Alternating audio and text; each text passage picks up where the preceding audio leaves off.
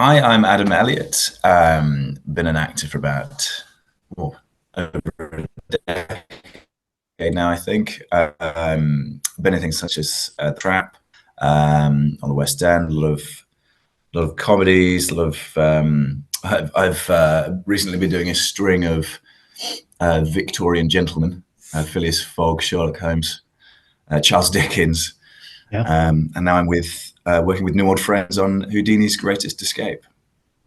marvelous. And then I always start the interview by going back to the beginnings for you. But Mm. where did your kind of arts career begin, and when did you kind of know that that's what you wanted to do? Interesting one. So I wanted to be a film director when I was a kid. We had a film club when I was about 15 years old. That was about the most creative thing you could do at my school at the time. And so I had these big visions of being a sort of auteur of a director, writing, producing, all of these things, and set myself up to go to university to do film production. And when I got there, they said, "Oh, half of your credits for your first year have to be in something other than the course you're here to do." Yeah, I thought, "Well, what should I do?" Well, I ended up doing drama as an A level and really loved that. Um, and so I thought, well, I'll do theatre. And by the end of that first year, I decided to change to a joint honours, film and theatre. And then by the time I came out of university, I thought, oh, to hell with the directing. I'll stand in front of the camera. That's yeah, much more fun. yes. And were there any kind of performers or performances that had a big kind of impact on your kind of formal years? I think so. Yeah, I think when I was particularly young, I definitely stood in front of the bathroom mirror quite a lot, pulling Yeah, faces, and I think that was directly influenced by Jim Carrey and Rowan Atkinson. yeah, Big influences on me. Yeah. yes. And then on to kind of Houdini's Great Escape, which is probably talk, we're here to talk. Mhm. What kind of, I know you've kind of worked with old friends previously, but what Mhm. kind of drew you to this project?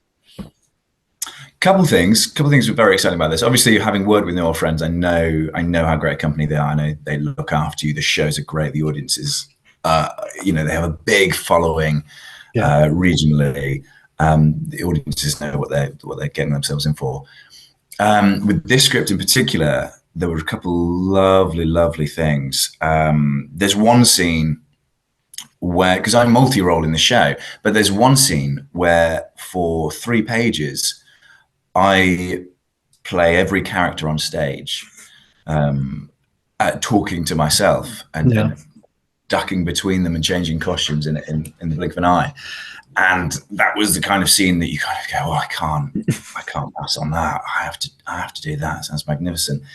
And there are lovely moments as well. I always enjoy talking directly with the audience, and I have one character that comes out the start and end of each act and has a chat in character with the audience, either to give some context or to introduce something. And I love those scenes more than anything, perhaps, because you're welcoming the audience to engage, make noise, or shout something out, and anything can happen. yeah. And I just feel like those are quite electric moments for both as a performer and an audience member to go, oh, great, like we're in this safe space and, we can make this our own, have little unique experiences. And I know you've been on tour now for kind of over a month, but going back to like rehearsals, what's it like when you're rehearsing a comedy like this where you're multi-rolling without an audience in that room? And obviously then when you do it, you get that audience. Yes, I think hellish at times, because there's only so much laughter the production team or your director and stage manager can and will give you. Yeah, And obviously you're hungry for that to go, is this funny? Is this right? Is this good? I think like when for more obviously experienced comedic performers, you get that sense where you go, yes, I think I know that this will be funny if I yeah, pull this thread, but you kind of have to wait and see until an audience is there. As well, the closer the show in rehearsals gets to opening night, the more serious the entire production team is. You get more and more people in the room watching you, Yeah. and all of them are there with their notebooks, just going, And so everyone's just making notes, and no one's laughing at this. You know, there's a joke every other line here, guys. Like, give us something. But do you get that? But do you get that kind of then freedom when you're creating this kind of the roles that in a comedy that you maybe not get in a kind of straight play? Oh, for sure. Oh, I think so. Yes, you're given such free range until eventually the director or someone will go, let's just pull that back to reality for a second. Especially when you're multi. So I think I play over 10 characters, and so you're having to pull it every way to differentiate, to bring something new, and obviously there's scope for so much invention. That yes, it can get off the rails sometimes. Yes, I suppose that's the best times. I suppose when it does kind of, especially on stage, when it kind of goes completely somewhere else. Yeah, exactly. There's one scene in particular in the second half of this show where on about 50% of the evening's performances, myself and Ben Higgins, who plays Harry Houdini, just can't contain our laughter, basically. And sometimes we just clock eyes and I know you're about to do this thing. I can't look at you. I'm just going to have to look just past your eye line. I can't be here right now until we get past this. Yes. But how do you mentally prepare and juggle those kind of roles? I guess kind of when you've done like previous roles, how does it compare to doing this? In what sense do you mean? Like obviously you've played in like, as you say, the Mousetrap and things like that, but now you're doing multiple characters, as you say, like that four in one scene. How do you kind of mentally kind of juggle that? That's a good question. I don't know.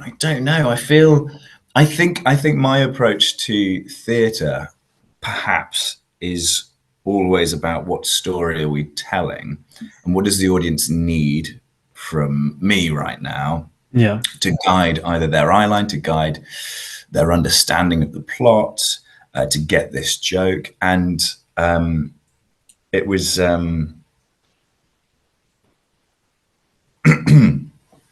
I was going to say something about the Mousetrap then, but it would give the game away a little bit. So I'm having to be careful here.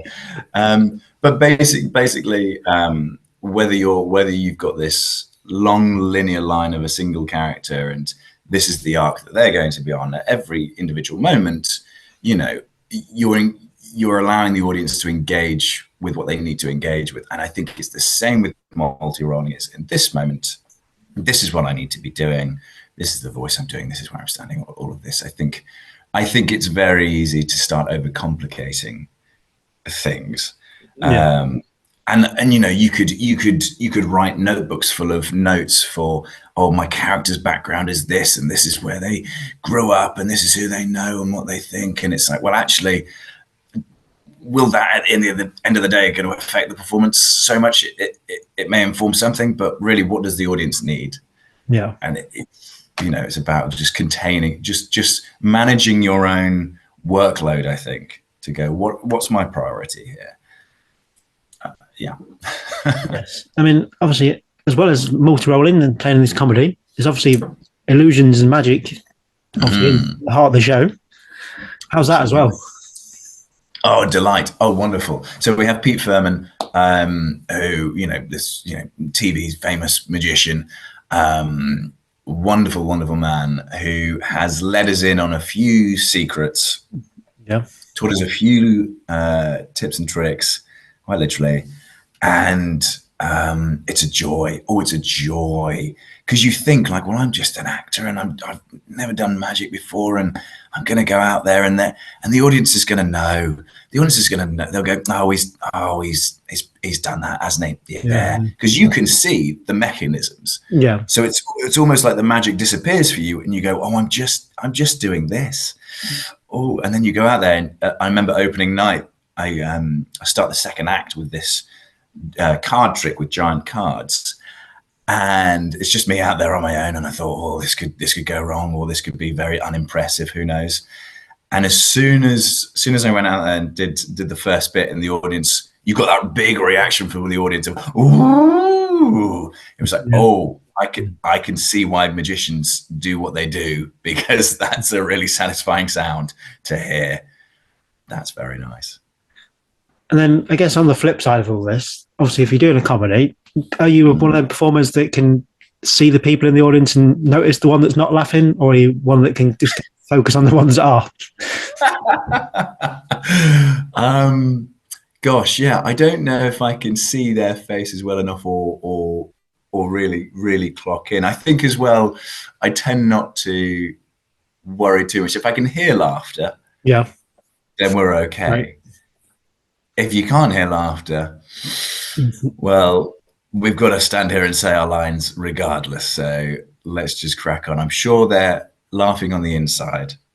I think you've got to have faith in the material as well, and you've got to understand not everything's going to be for everyone. Fortunately, fortunately our audiences do laugh loudly and outly, which is lovely.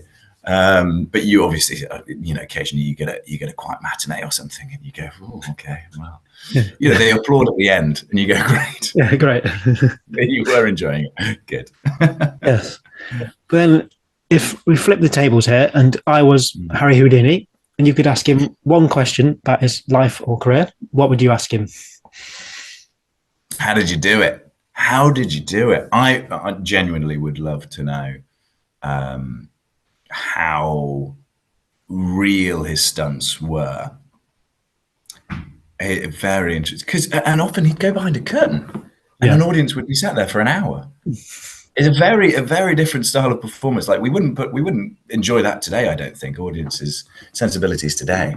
And then he'd pop out and be like, nope, still in the handcuffs. Yeah. Just gonna back in. It's like, well, that was 45 minutes. We're on the edge of our seats here. So yeah, I think I'd love. I'm sure he would never tell, but I would love to know. How much trickery was involved. Do you do much like a deep dive into kind of his world and the world of magic or anything when you were preparing for the roles? Not personally, no, not massively. I think our script goes, it's sort of historical fiction in a way. Yeah. I think that's a nice way to describe it, with tons of comedy. It does base itself on truths about Harry Houdini and his life. But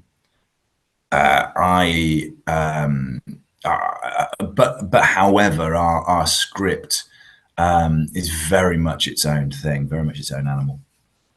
And we're visiting places that he's never gone to, meeting people who didn't exist, to some extent. And I think again, it goes back to going, well, what do we need to deliver on here? Would me knowing what Harry Houdini's childhood was like in great detail help me play a circus impresario who's an absolute nutcase? Yeah, probably not. Probably not. I'm probably sounding like a very lazy actor here. I do work hard, I promise. No, of course you do. Then this is the question from one of my team members that I ask everyone now. Simply, if you were a biscuit, what would you be and why? Oh, if I were a biscuit. Oh, that's a good question. I might just have to say my favorite biscuit. I really like those. Is it not Lebanese, like Leibniz biscuits? Yeah. Yeah. They feel fancy. Yeah. That's a nice little treat, that is. And what's very good about those, actually, and maybe this can tie in with why I'd be this kind of biscuit, is because there's not too many in the pack. Because so often when you buy a pack of biscuits, you have to eat the whole pack of biscuits. There's only 6 biscuits. Taking around. You're fine. Great answer. These are more just kind of free range questions, just about you. Great. Do you have either a favorite show that you've seen, or even a top 3 if you can't condense into one? Yes, I probably do. I saw the National Theatre of Wales, I think it was, did in an aircraft hangar in Wales many, many years ago, which was phenomenal, absolutely phenomenal show. What else do I really love? I thought Operation Mincemeat was obviously fantastic. Yeah. Oh gosh, my mind's gone blank now. I always have go-to shows in my head. I think the only thing that's coming to mind, I think. Oh no, sorry, no. Here we go. Come From Away. Oh is yes. a show that I could watch again and again and again. I think I saw that about 3 times in London. Yes. I work at the I work at the Curve in Leicester, and we've obviously just had the tour open. Oh, amazing. Fantastic. Superb. Yeah, I know one of the musicians. I'm very jealous that they get to work on that show. Yes. Oh, next part. Yes. But obviously you're on tour at the minute, so you get to see all different theatres and venues. But do you have a favourite venue that either you've performed at or you've visited as an audience member? A favourite venue? Oh, that's a good question. I think when you're on tour, they quite often blur into one. And we've been to such lovely ones as well. I don't know. I think St. Martin's Theatre in London I'll always have a soft spot for that, as that was my sort of first West End role. I loved going there every day. Absolutely loved it. Yeah, it's a beautiful theatre as well. People haven't been. Mm. And then what kind of keeps you inspired as an actor? What kind of draws you back to want to keep performing?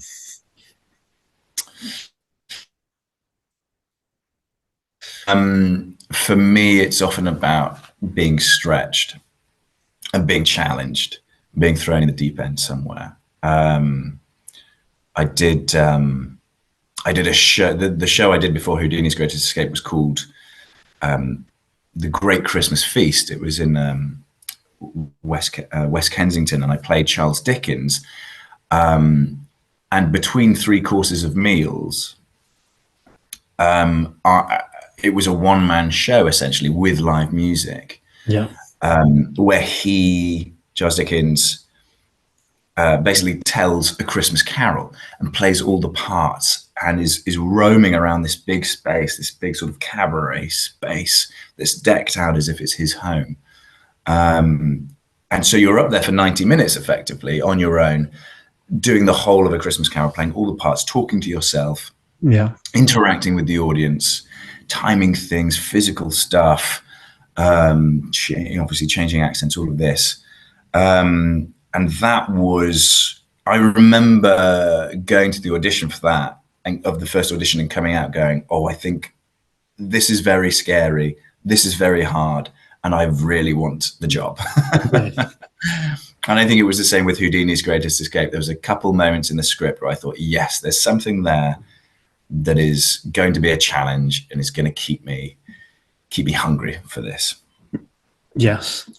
Marvellous. Well, to wrap it all up, my final question is the big sell moment for you. Why should anyone who hasn't book tickets to Houdini's Greatest Escape? People who haven't booked should book for Houdini's Greatest Escape, because it's 90 minutes of outrageous fun. It's comedy through the roof. There's incredible magic that's going to leave you scratching your head for days, and a wonderful cast, 3 incredibly talented actors and myself. Yes. Working very, very hard for 90 minutes. It's well worth it, and huge value for me. It looks gorgeous. It sounds gorgeous. It's just a good night out. You can't ask more than that, can you, really? And you can't, Adam, and you shouldn't.